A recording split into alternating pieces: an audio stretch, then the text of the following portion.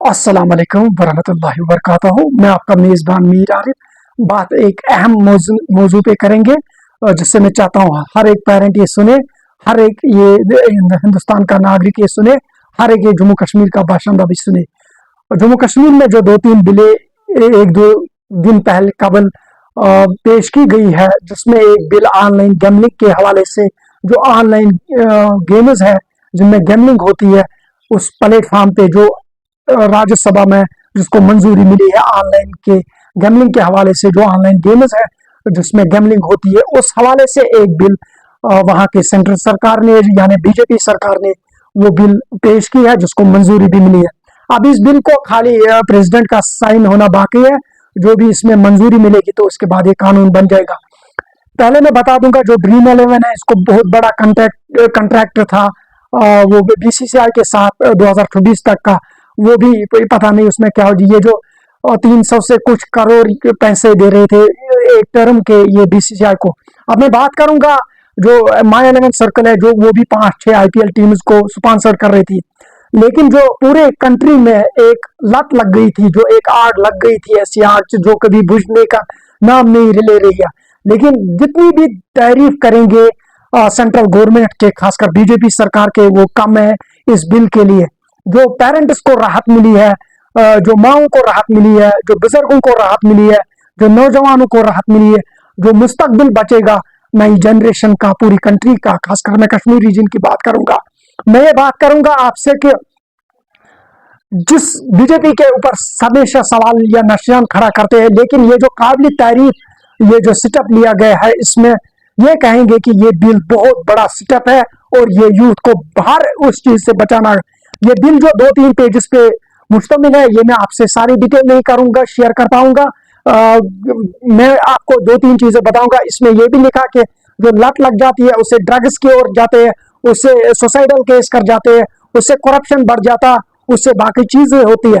तो मेरे कहने का ये भी मकसद है, जो हम कहेंगे कि जो इतना बड़ा सेटअप लिया है नरेंद्र मोदी गवर्नमेंट ने, ये काबिल तारीफ है। माई सेल्फ इंडिविजुअली मैं उनको 2 हाथों से सलाम पेश करना चाहता हूँ।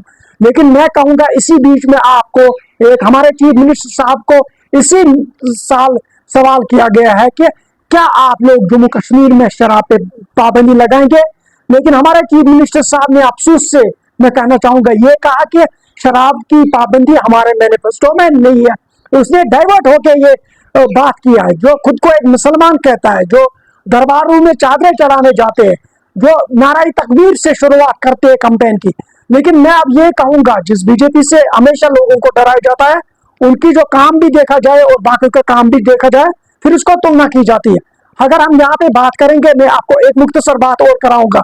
जो फ्रूट्स हमारे जम्मू कश्मीर से जाते हैं, क्या कभी यहाँ की गवर्नमेंट ने बोला कि उनके ऊपर नेशनल ड्यूटीज आप बाकी कंट्रीज के सेबों पे लगा लीजिए? खाली वाहिद एक इंडिविजुअल पर्सन जिसका नाम है आगा रूहुल्लाह साहब, जिसने पिछले साल 2024 में बात की, उसमें मैंने एक और मौजू भी बनाया था। वो वाहिद पर्सन है जिसने बोला जम्मू कश्मीर में टॉक्सिक खादें भेजी जाती है, और जिसने कहा था कि वहां की फसलों को तरजीह देनी चाहिए पहले नंबर पे। वो वाहिद एक पर्सन है जिसने हमेशा प्लेटफार्म पे बात की है जम्मू कश्मीर की इस पार्टी से।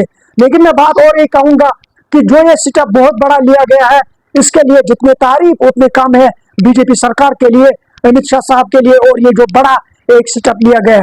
अब मैं बात करूंगा, हमारी जो यहाँ पे अपोजिशन सरकारें भी बैठी है, वो खाली इसी यहाँ की जम्मू कश्मीर की सरकार के पीछे लगी है कि ये लोग क्या करते हैं, ये लोग क्या करते हैं। तुम्हें अपने गिरेबान पे भी जागना चाहिए, क्योंकि अभी इस सरकार पे आप लोग अभी साइलेंट रहो। आप लोगों ने यहाँ कश्मीरियों को हमेशा डाइवर्ट एंड रोल पॉलिसी गेम के लिए।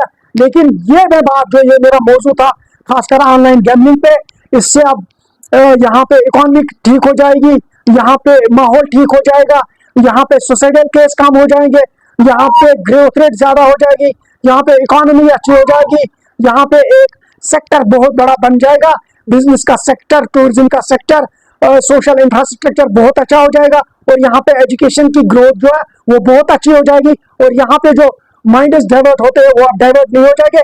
इंशाल्लाह हमारे लिए हर एक का पाला बेहतर होगा। दीजिए अपने मेजबान मेरा को इजाजत। अल्लाह।